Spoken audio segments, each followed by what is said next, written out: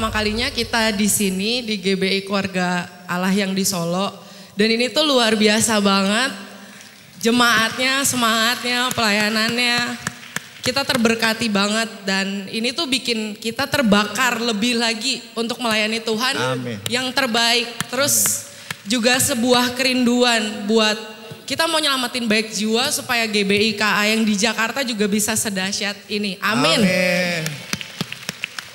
Ya, kesaksian kami berawal dari sebenarnya berawal dari sebuah keisengan kami. Sebenarnya waktu itu kita bosan, nggak ada hiburan, kita bosan. Terus kita temenin teman ke gereja. Kita karena ya udahlah daripada bosan kita temenin ke gereja aja. Padahal sebelumnya itu kita non Kristen, tidak mengenal Yesus, tidak percaya Yesus dan tidak percaya Tuhan. Jadi kami datang ke GBI Keluarga Allah pertama kali ke Jakarta nemenin teman. Terus kita lihat waktu itu ada, wah ternyata tampilannya keren banget. Jadi hiburan buat kami sendiri. Jadi ada penyanyinya luar biasa bagus. Waktu itu yang nyanyi Olive, jadi suaranya kan bagus banget. Terus pemain musiknya semuanya. Jadi hiburan aja buat kita ke GBI Keluarga Allah Jakarta. Tapi waktu acaranya berlangsung ada sesuatu hal yang di hati ini mungkin dulu kita nggak ngerti itu apaan. Jadi ada sebuah kehausan dan kelaparan gitu. Jadi di hati ini tuh ada kayak kehausan kelaparan ingin tahu lagi lebih karena ada something yang ingin jadi kayak apa sih rindu kerinduan tersendiri di hati kami itu waktu saat itu. Ya. Dan karena rindu, haus, yang kita nggak tahu ini apa, kita putusin minggu depannya datang lagi. Ya, gitu. Dan waktu itu yang khotbah Mr. O, Pak Obaja maksudnya itu. Dan waktu kita tuh duduk di bangku paling belakang karena kita mau nonton kayak oh ini enjoy ya, lampunya bagus gitu. Dan waktu Pak Obaja khotbah kita dengerin tapi nggak ngerti maksudnya ini tuh apa sih karena kita memang non Kristen waktu itu. Setelah khotbah, Pak Obaja suruh berdiri, terus pujian dan Pak Obaja mulai berdoa kan. Di situ tuh nggak ngerti kenapa, tapi tanganku gemeteran, nggak berhenti. Terus air matanya bercucurannya lebay, bener-bener terus. Dan pas aku nengok ke Bing, dia juga. Ternyata dia juga lagi gitu. Terus kita saling tanya, Bing, kita tuh kenapa sih? Kita tuh kenapa gitu? Tapi rasanya itu joy. Jadi bahagia banget waktu itu. Saking nggak taunya kita akhirnya bertanya-tanya, akhirnya kita ikut komsel, kita tanya, itu kenapa sih kok tangan kita kena apa sih begitu, terus air matanya kok bercucuran, kenapa nangis, padahal aku nggak tahu kenapa nangis juga. Akhirnya kita tanya, kita ikut komsel berhari-hari, akhirnya kita mulai mengenal Yesus lebih lagi, mengenal lagi, sampai akhirnya Devka ketua komsel kita bilang, kalian pelayanan aja, dari tampilan kalian kayaknya dancer ya gitu. Ya udah akhirnya semua pada setuju, ya udah kita pelayanan dancer. Tapi aku nggak mau karena kan aku dari kecil punya penyakit pinggang. Jadi subluxasi namanya, pembengkokan pinggang. Jadi mau ngapain aja sakit, duduk sakit, berdiri sakit, joget sakit, apapun sakit pinggangku ini. Jadi tapi seperti Devka bilang waktu itu, ketua komselku bilang, udah ambil langkah iman dulu seperti yang Pak Jo tadi sampaikan, ambil langkah iman nanti sembuh. Kayak gitu. Akhirnya ya udahlah, aku ambil langkah iman, percaya aja nanti sembuh. Akhirnya pelayanan youth pertama kali. Aku dance, kesakitan luar biasa, akhirnya aku nangis, bukan itu karena kesakitan sebenarnya.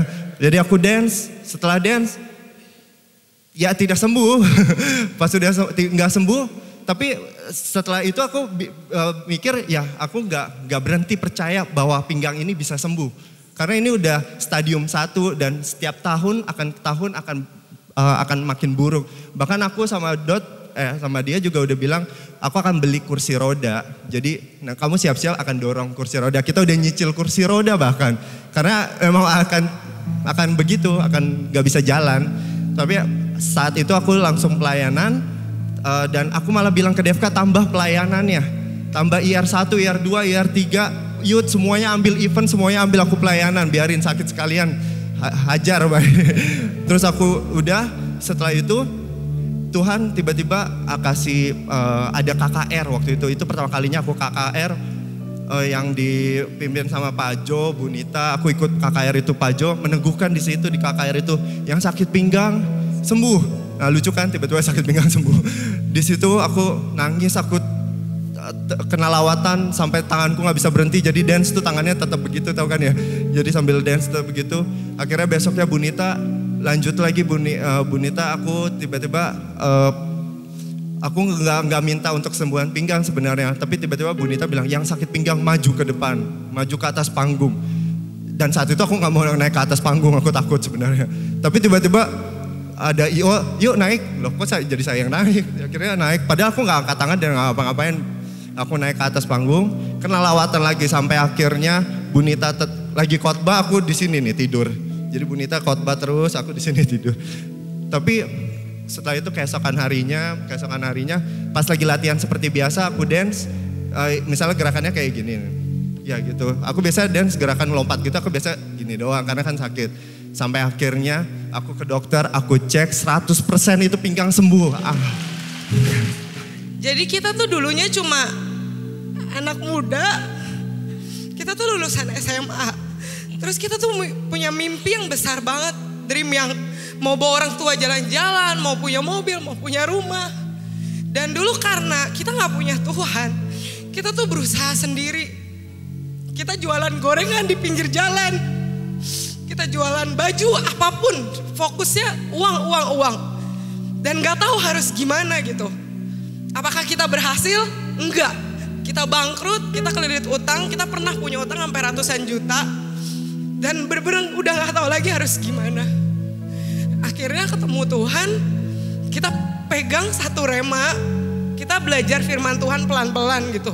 Sampai akhirnya ada rema yang itu kita pegang sampai sekarang, yaitu ini Matius 6 ayat 33, Matius 6. Tetapi carilah dahulu kerajaan dan kebenarannya, maka semuanya akan ditambahkan kepadamu. Dan kita juga belajar soal persepuluhan. Dan waktu itu kita masih kelilit utang, dan entah kenapa udah kayak gila gitu, kita bukan persepuluhan, kita peratusan. Jadi kita dapatnya berapa dari hasil jualan ini tuh sembahin semuanya.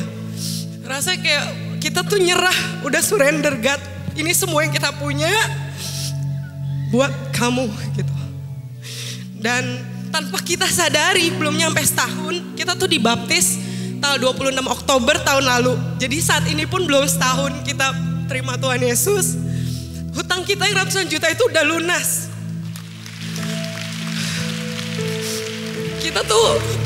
Kita udah punya mobil sendiri, kita udah punya apartemen. Dan semua yang kita impikan, kita udah bawa orang tua kita jalan-jalan keliling dunia. Semuanya hanya karena Tuhan.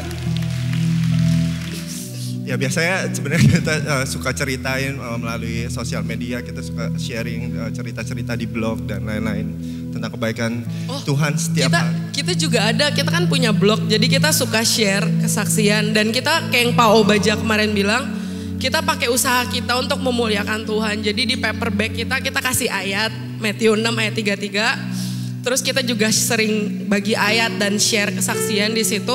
Sampai ada beberapa customer kita tuh udah datang ke GBI Jakarta dan udah pelayanan, udah dibaptis juga. Amin. Dan buat kita GBI Keluarga Allah yang di Jakarta itu tuh kayak rumah. Jadi pas ketemu rasanya kayak pulang. Damai rasanya, kayak kita bisa tumbuh. Kita bisa tumbuh di sana, bisa melayani.